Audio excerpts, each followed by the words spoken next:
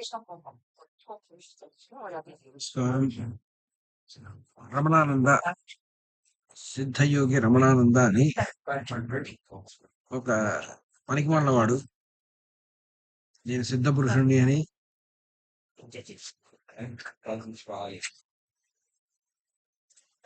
తనకు తాను చెప్పుకుంటూ అన్ని మతాల సమన్వయం చూసి తను ఏదో వేదాలలో తప్పుని కనుక్కున్నట్టు 60,000 తప్పుల్ని కనుక్కున్నట్టుగా దాన్ని దిద్దినట్టుగా తర్వాత దాన్ని మళ్ళీ అచ్చు తప్పులు మాత్రమే మార్చినట్టుగా తిక్కతిగా ఏదో మాట్లాడినాడు. వాడికి బిరుదులు కూడా ఇచ్చినారు. వాడికి భక్తులు కూడా ఏం తెలుసో ఏం తెలీదో వీళ్లకు వాడిని మాత్రం పెద్ద గురువుని చేసి వాడికి ఇద్దరు కూతుర్లు ఇలాంటి తిక్క పనులు చేయడానికి వాడికి బుద్ధి లేదు. వాడికి బిరుదులు ఇచ్చే వాళ్ళకు అంతకన్నా బుద్ధి లేదు. వేదాలు మనుషులు రాయలేదురా దున్నపోతా, నువ్వు కరెక్ట్ గానే ఉన్నావు, దున్నపోతులా ఉన్నావు, బూడిద గుమ్మడికాయ మొహం వేసుకొని. తర్వాత ఇంతకుముందు సాయి హోమం చేస్తావా? ఒరే భ్రష్టుడా, నీకు మహమ్మద్ అంటున్నాడు కదా, వాడు ఒక టెర్రరిస్ట్, వాడు ఒక ఉగ్రవాది, వాడు ఒక నీచుడు, వాడు నీకు కనుక్కొని వచ్చిన అల్లా అనే ఒక లేని దేవుడి గురించి నువ్వు హోమం చేస్తావా? ఎలా చేస్తావా?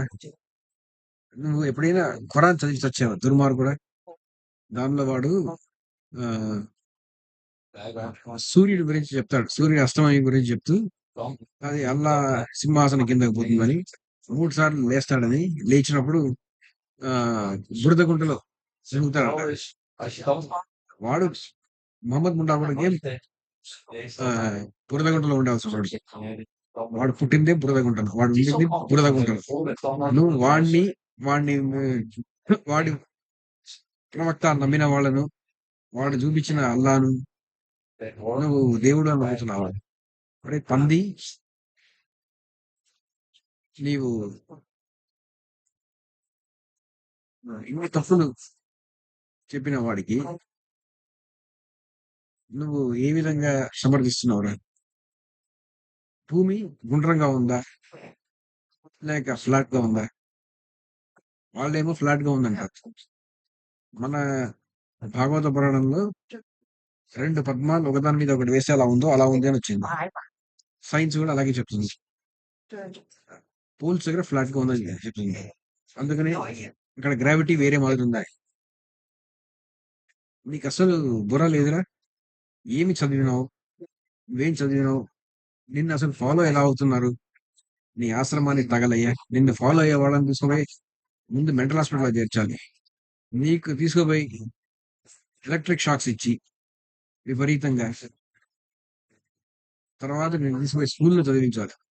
దాని తర్వాత నువ్వు నీ హోమాలు ఆ సాయిబాబా గుళ్ళని కూల్చి పారేసి, సాయిబాబాని ముఖ్య వాళ్ళని నరికేసి, ఆ దర్గాలను ధ్వంసం చేసి, తురుకోళ్ళు సమాధులు చేసి పెట్టినారు కదా, అవన్నీ కూడా తీసేసి అక్కడంతా అపార్ట్మెంట్లు కట్టి వీళ్ళకి ఏ స్థలాలు ఇవ్వడానికి లేదు. వీళ్ళకే కానీ క్రిస్టియన్లు కానీ ఇవ్వడానికి లేదు. మొత్తం ఆ చర్చిలు కూడా ధ్వంసం చేస్తే గాని ధర్మం నిలబడదు. మీలాంటి వాళ్ళకు మర్యాదగా చెప్పకూడదు. మర్యాదలు మీకు మీలాంటి వాడికి మర్యాదలు ఇష్టం రాజు. నేను అందరిలాంటి వాడిని కాదు. నువ్వు కేసులు వేస్తావా? అది ప్రూవ్ చేస్తాను. నేను ఖురాన్ని బ్యాన్ చేయించాలి, అలాగే బైబిల్ కథ కూడా, 2 కూడా బ్యాన్ చేయించాలి భారతదేశంలో. పనికిమాలిన పుస్తకాల్లో అవి 2, 1, 2. వాడేమో టెర్రరిస్ట్, ఇంకొకటి వేశ్యకు పుట్టిన వాడు. వాడేం మాడతాడో వాడికే తెలియదు. క్యారెక్టర్ లేని మనిషి యేసుగాడు. వాడికి ఒక దేశంలో ఒక్కొక్క లాంటి వేషం. ఒకటి చెప్పరా, పురాణంలో ఉంది. సోఫియా అని ఒక జూయిష్ ఆమెను యుద్ధంలో పోయి వాళ్ళ భక్తుల్ని, తండ్రిని, అందరిని చంపేసి, ఆ తర్వాత చంపిన తర్వాత అదే రాత్రి దాన్ని రేప్ చేశాడు. వాడు మనిషే. అలాంటి వాడు స్థాపించిన ఒక అధర్మాన్ని ధర్మం అని చెప్తున్నావు. నీకు సిగ్గు లేదు? నువ్వేం చదివి చచ్చావురా దుర్మార్గుడా? నీ ఆశ్రమాన్ని తగలయ్యా. నీ చెవుల్లో సీసం కరిగించి గొయ్య. నీ కూతుర్లు ఇద్దరిని కూడా వేశ్యలుగా మార్చేయరా, ఉతురుకోళ్ళకి ఇచ్చి పెళ్లి చేయరా. దున్నపోతా.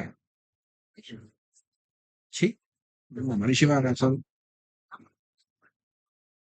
నీ ఆశ్రమాన్ని ధ్వంసం చేసేదే కరెక్ట్.